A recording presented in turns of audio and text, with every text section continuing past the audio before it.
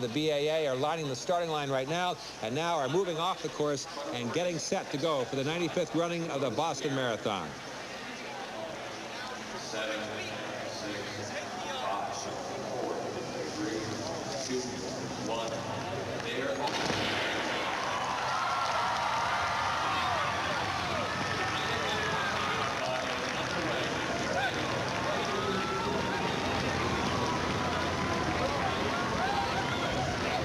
It is still one of the most spectacular scenes in all of sport, the river of runners down through Hopkinton.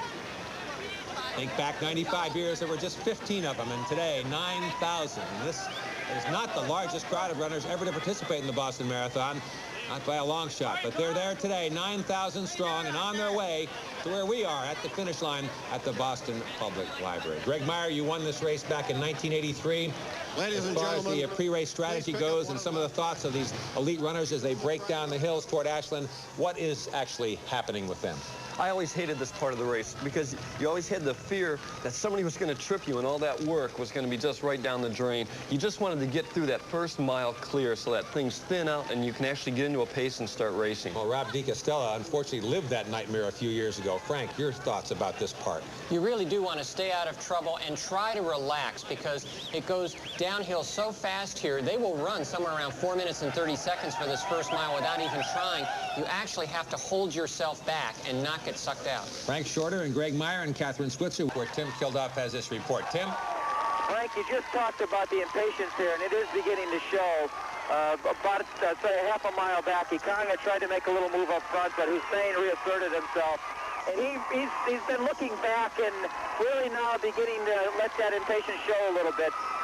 There's a break of about 20 yards between this first pack and the second pack, and you might guess who's leading that one. Remember, Douglas Wakahuri is wearing the white gloves and he's in the lead of that second pack. Frank? I'm getting a feeling that maybe at halfway, maybe somebody has in their mind when we get literally to halfway in this race, I'm going to take off. I think that may be what's happening, especially maybe with Wakahuri. That's just 3 minutes faster. Back to the men's mile mark at 11:55:28 from our exclusive Spotters Network. And we have no definitive leader, as you can tell, obviously, from the lead men's pack.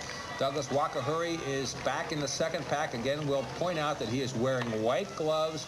He is wearing orange shorts and a white top, and you can see him right in the extreme left of your frame, having just gone out of it now. These guys don't even look like they're sweating. I mean, I don't see beads of perspiration, their hair matted back. Actually, Greg, you're sweating more than they are. Well, it's warm in here because my pick's way in the back. Well, look at the guy in the middle of this pack. That's Navarro, who's a top Masters runner. That's I mean, right. So he's running with the leaders. All right, we'll continue our coverage of the 95th running of the Boston Marathon, and obviously the drama is beginning to build. You can sense it both in the men's race and certainly in the women's race with Joan Benoit, Ingrid Christensen, and Wanda Panfeld. Men's leaders again as we check the pack, and you hate to keep talking about a guy that you haven't seen, but Douglas Wakahuri is... They're coming up to the steepest part of the course right now. This is the steepest downhill on the course, and this is where you really start to rip your legs apart. But I'm amazed that they are not running closer to this. I'll tell you what, on the women, Eddie Eyestone has dropped off significantly. So we have Alejandro Cruz on the left. We have Ibrahim Hussein in the center. And we have Providence's Andy Ronan on the right. And we have Tim Kilduff on our men's truck at mile 18. Tim. At the first hill, there were some changes here. Eddie Eyestone dropped off. In fact, John Tracy has now moved into 4th place. He's about 40 yards, 50 yards off the leaders, and you can see them in your camera. The pack, which has Wakahuri in it, is now about 200 to 250 yards back. So there's been a little distance created here, but I'll tell you, from where I sit, I watched them coming up this hill. Hussein just tucked behind these two guys and really let them pull him right through that first hill. So keep an eye on him. So you're saying Hussein seems to be the guy to beat? Right now, Bob, he looks very, very comfortable. Both Cruz and Ronan began to struggle a little bit. You can see the expression on their face begin to change. It's impossible for Wakahuri to win this. If he's a minute behind when they crest the hill, he will not win, and one of these two will. Andy Ronan looks very good. Even though he seems to be straining, he can maintain a certain smoothness, and Hussein is just such a smooth runner anyway. He's conserving energy. So I think the winner will come from these two. Okay, let me take it one step farther. Can Ronan beat Hussein? I mean, let's... Not in a sprint. No. Not even close. So you're saying Not in a Hussein's sprint. going to win this race?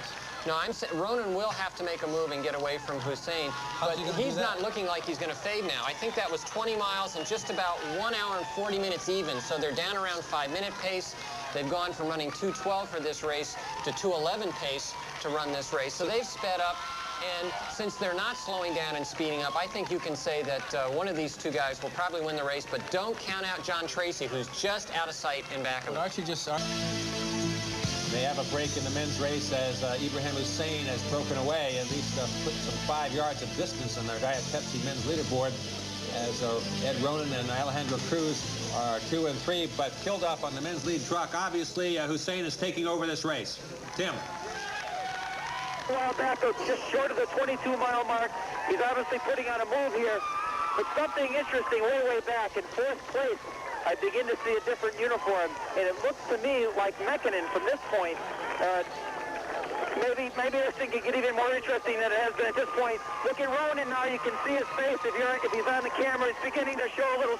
We're now in the Cleveland Circle, and Hussein now has a 10-yard lead and is beginning to stretch it out. All right, Tim, thank you very much. Greg Meyer, as Ibrahim Hussein has basically taken control of this race. Ibrahim Hussein will win his 2nd Boston Marathon.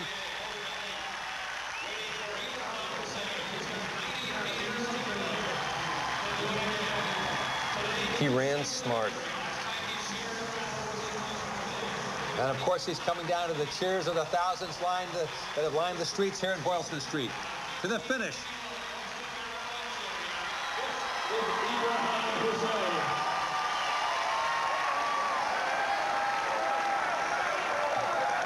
He's the only one that stayed in the lead pack all the way, and he has run his race and run it to perfection.